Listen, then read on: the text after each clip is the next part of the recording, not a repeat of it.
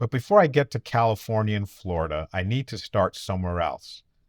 Because a few weeks ago, the operating layer broke in 72 hours and the whole world felt it.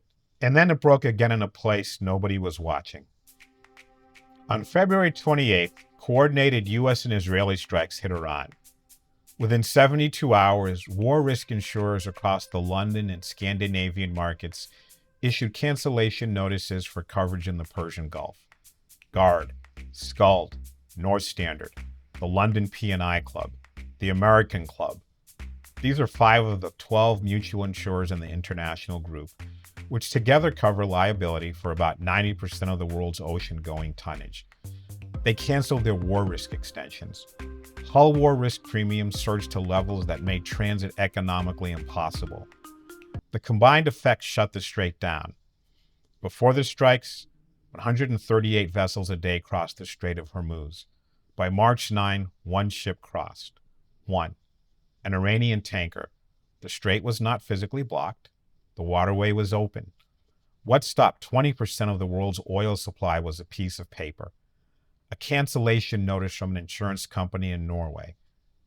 Brent crude went from $71 a barrel on February 27th to $103 by March 13th, a 45% increase in 2 weeks. The IEA called it the largest supply disruption in the history of the global oil market. But here's the part nobody in the news coverage is talking about. When people hear about the Strait of Hormuz, they think about gasoline prices. Gasoline went up, $3.25 a gallon. That made the evening news. But the strait carries far more than crude oil. It carries LNG. 20% of the world's liquefied natural gas trade flows through Hormuz, most of it from Qatar. 83% of it bound for Asia. When Qatar Energy halted production on March 1, after its facilities were attacked, European gas prices jumped 45% in a single day and kept climbing. By the end of the week, that doubled. And natural gas isn't just fuel for power plants.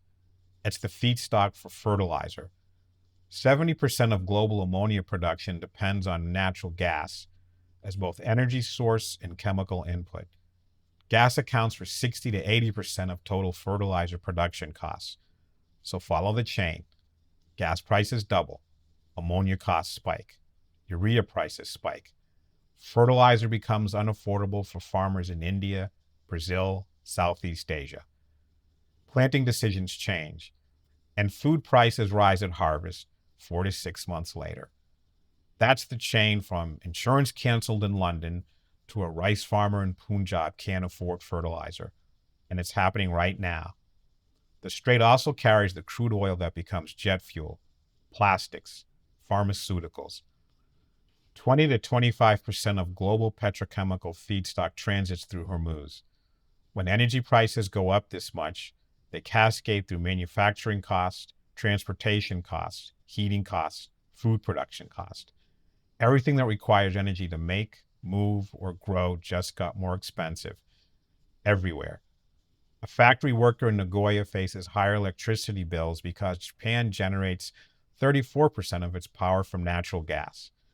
A truck driver in Ohio pays $4.65 a gallon for diesel. A family in Munich pays more for groceries.